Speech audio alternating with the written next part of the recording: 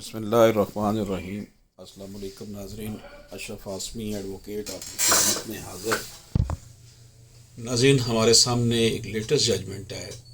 یہ ججمنٹ جو ہے یہ ہم جو آپ کی خدمت میں پیش کر رہے ہیں، اس کا فیصلہ جو ہے وہ اس کیس کو جسٹس سردار طارق مسعود، جسٹس امین الدین خان، جسٹس جمال خان مدوخیل صاحب نے سنا۔ فیصلہ جسٹس امین الدین خان صاحب نے لکھا ہے: پیر فضل ربانی and others versus Ghulam Akbar and others. Appellants filed a petition under Article 185(3) of the Constitution of Islamic Republic of Pakistan 1970 for grant of leave against the judgment and decree dated 6/2015 passed by the Learned Peshawar High Court T.I. Khan Bench. ناظرین کرام، یہ جو ہے ہمارے سامنے ایک judgment ہے جس کو ہم دیکھ رہے ہیں اور یہ آپ کی خدمت میں پیش کرتے ہیں۔ یہ case supreme court of Pakistan میں اپیل کے طور پر پیش ہوا، جس میں درخواست داروں نے Peshawar high court D Khan bench کے 6 مئی 2015 کے فیصلے کے خلاف اپیل کی تھی۔ ہائی کورٹ نے درخواست گزاروں کی سول نظر ثانی مسترد کر دی تھی۔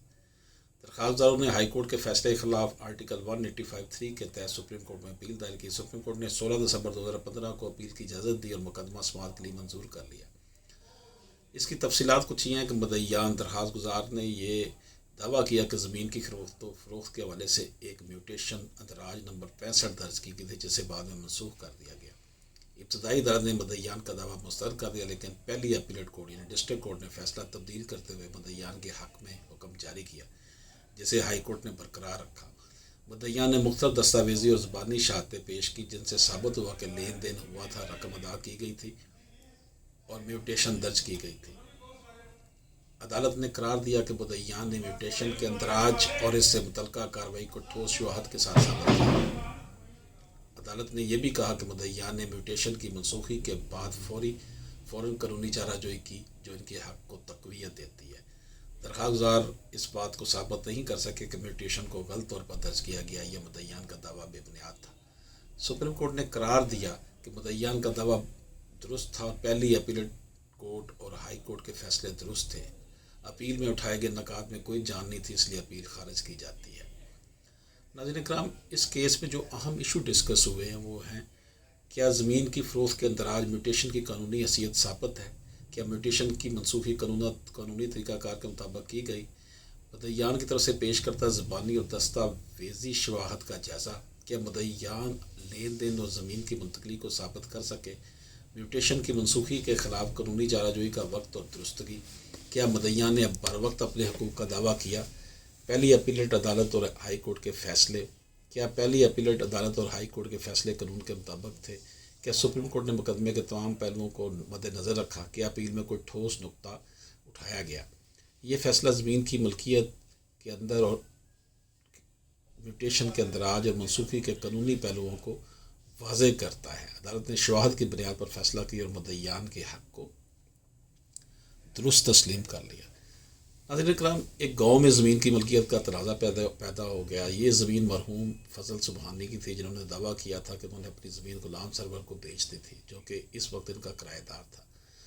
غلام سرور نے کہا کہ یہ لین دین 1969 میں ہوا اور اس کی بنیاد پر زمین کے ریکارڈ میں ایک اندراج میوٹیشن نمبر 65 کر دیا گیا، لیکن کچھ عرصے بعد یہ میوٹیشن منسوخ کر دی گئی۔ اس پر غلام سرور کے وارثان نے عدالت کا دروازہ کھٹکایا اور اپنا حق مانگا۔ غلام سرور کے وارثان نے عدالت میں دعویٰ کیا کہ لین دین کے وقت زمین کی قیمت ادا کی گئی تھی اور زمین ان کے قبضے میں دے دی گئی تھی۔ انہوں نے میوٹیشن نمبر 65 کے اندراج کا حوالہ دیا، لیکن یہ بھی کہا کہ سرکاری ریکارڈ میں اس میوٹیشن کو بعد میں منسوخ کر دیا گیا تھا۔ ان کا کہنا تھا کہ یہ منسوخی غیر قانونی تھی اور زمین کی اصل ملکیت ان کے پاس ہونی چاہیے۔ یہ مقدمہ پہلے نچلی عدالت میں گیا، جہاں عدالت نے فضل سبحانی کے وارثان کے حق میں فیصلہ دیا اور کہا کہ غلام سرور کے وارثان کا دعویٰ جھوٹا ہے۔ اس فیصلے کے بعد غلام سرور کے وارثان نے پہلی اپیلیٹ عدالت میں اپیل دائر کی۔ پہلی اپیلیٹ عدالت نے یعنی ڈسٹرکٹ کورٹ نے معاملے کو دوبارہ دیکھا اور غلام سرور کے وارثان کے حق میں فیصلہ سنایا۔ عدالت نے تسلیم کیا کہ زمین کی فروخت ہوئی تھی اور لین دین کا ثبوت موجود ہے۔ اس فیصلے کے بعد فضل سبحانی کے وارثان نے ہائی کورٹ سے رجوع کیا، لیکن ہائی کورٹ نے بھی پہلی اپیلیٹ عدالت کے فیصلے کو برقرار رکھا۔ فضل سبحانی کے وارثان نے ہائی کورٹ کے فیصلے کے خلاف سپریم کورٹ میں اپیل دائر کی۔ سپریم کورٹ میں وکلاء کے درمیان بحث ہوئی، جہاں غلام سرور کے وارثان کے وکلاء کا نے کہا کہ لیند اور زمین کی منتقلی کے تمام شواہد موجود ہیں. انہوں نے میوٹیشن کے اندراج اور اس کے بعد کے مراحل اور زمین کے قبضے کے ثبوت پیش کیے.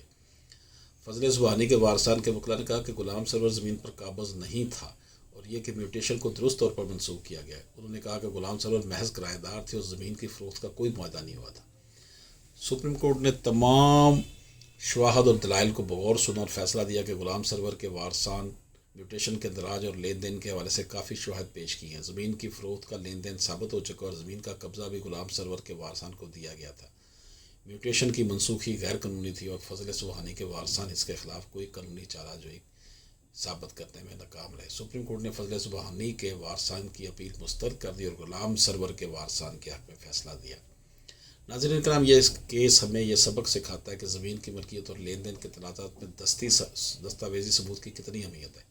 غلام سرور کے وارثان نے اپنی محنت اور قانونی جدوجہد سے اپنے حق کو ثابت کیا، اور جبکہ فضل سبحانی کے وارثان کو اپنے دعوے کے لیے ٹھوس شواہد پیش نہ کر سکے، جس کی وجہ سے انہیں ناکامی کا سامنا کرنا پڑا.